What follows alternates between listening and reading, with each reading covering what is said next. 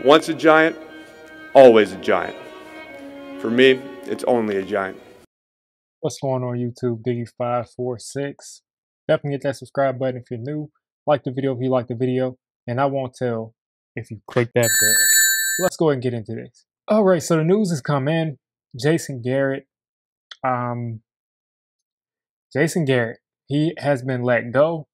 First off, I want to just give him a quick thanks. A lot of people are just, kicking the man. I try not to kick people after they've been fired. But he was a giant before as a player. Came back to the team as a giant, but let's cut it straight to the chase. I mean, he did well with Daniel Jones as far as he looked like he had a good relationship with him. They played catch. They did all the things, all of the other things, the motivation things, all those things. It seemed like he was pretty good at. But when you look at the X's and O's, when you look at the play calling, when you look at situational play calling, Jason Garrett kind of let us down. It's, to be honest, that's what it seems like happened, because you look at 2018, you look at 2019, you look at 2020, and you look at 2021. The last time the Giants scored 30 points was the last game of 2019, Pat Shurmur's last game as an NFL coach. And the offense has not been the same since then. It just hasn't been the same. Now, Jason Garrett, his offense wasn't going to work here. It wasn't going to work here because we did not have an offensive line.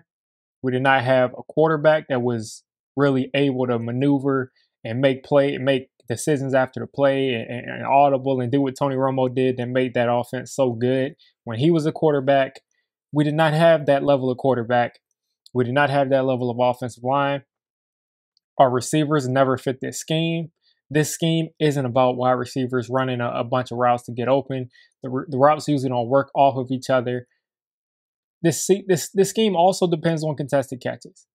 And Daniel Jones never threw those contested catches unless it was Golden Tate or Evan Ingram. Unless it's a 5'8" guy or Evan Ingram, Daniel Jones would never throw those 50-50 balls to Kenny Golladay. And it just compiled. They were not a good fit at all. I think Jason Garrett's offense is completely outdated. And it's just that simple. I mean, I just don't think that it was ever going to work out here. I was excited when we first hired him because I thought that he would really, do his research, look at what the league is doing, and just put his all into being that effective offensive coordinator.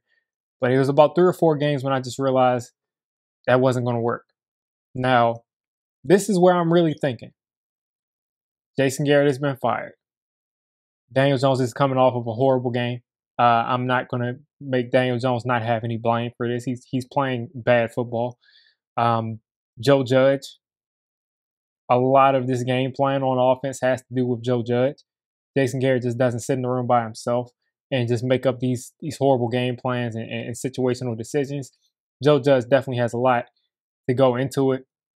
And then it makes you think who's going to be the next offensive coordinator. At least, the interim offensive coordinator. Freddie Kitchens is probably the next man up. If not, you got Tyke Tolbert, you got Russ Callaway. But I just don't think that they'll elevate them over Freddie Kitchens. I'm pretty sure Freddie Kitchens was already pretty much the offensive assistant, pretty much the guy who was next up to be that offensive coordinator for the Giants. So Freddie Kitchens will probably step in. He did a great job with Baker Mayfield. He did a really good job with him in that second half of the season. He likes to attack down the field. Will we be able to do that with this offensive line? I'm not sure. But I do think that there will be a couple more shots. I believe that every team in the NFL should take about 3 or 4 shots downfield just to keep the defense honest. And we weren't doing that. That is partially because of Jason Garrett.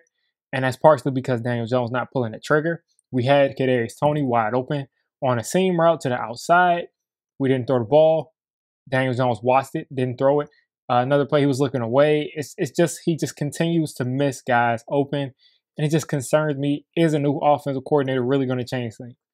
Now, one possibility is using a guy like Tyke Tolbert, who was here with Pat Shurmur, and sort of using him to put together some plays that Daniel Jones executed really well when he was throwing to guys like Benny Fowler and Cody Latimer and really making things happen with backup wide receivers as a rookie. Yes, he threw some interceptions as a rookie. Yes, he fumbled the ball, but he still was able to make some plays. Now, do I expect this offense to finally score 30 points? That's very possible, maybe. But do I expect this offense to be consistently just better offense in every game? They're just lighting the world on fire. I really don't. Because when you look at things, first off, even if this offense does improve for the rest of the year, can we really attribute it to Jason Garrett being gone?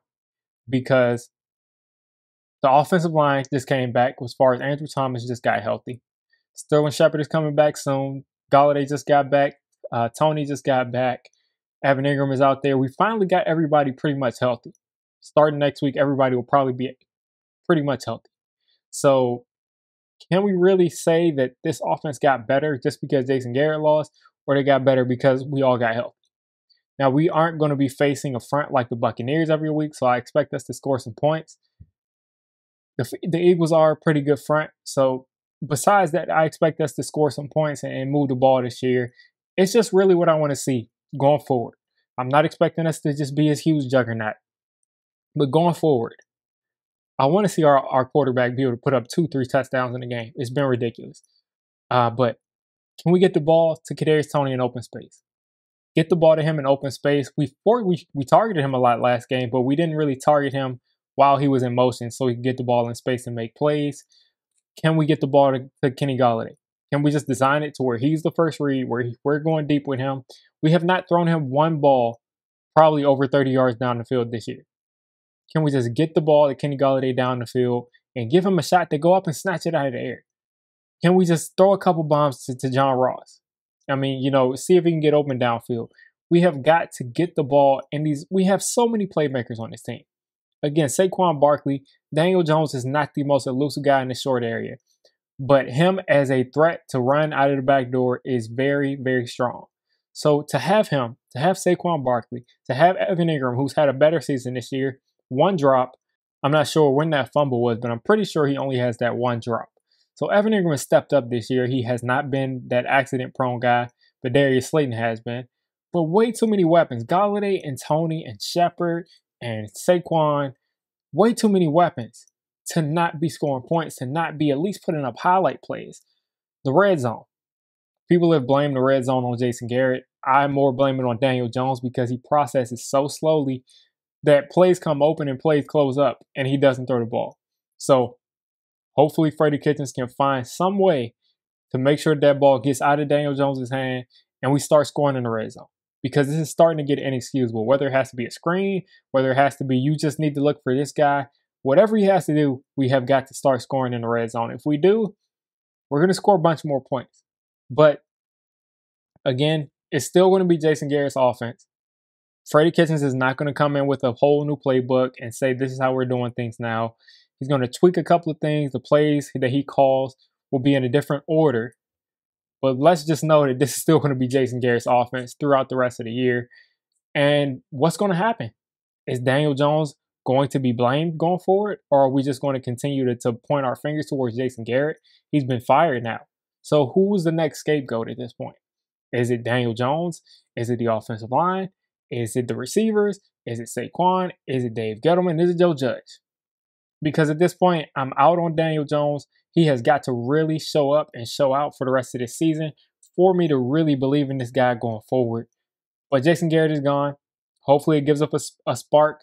Hopefully we can see some highlight plays because to have, like I said, these top two receivers at this point, Sterling Shepard is a beast, but he's never healthy. But at this point, I feel like Galladay and Tony are a very, very deadly combination.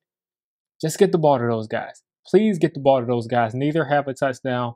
It's getting out of control. So that's all I want to see from this offense. Give me something to watch. Give me a reason to watch. Give me a reason to go out and get a Kadarius Toney or a Kenny Galladay jersey. Give me a chance. Give me a reason to watch something. So those are my thoughts on Garrett.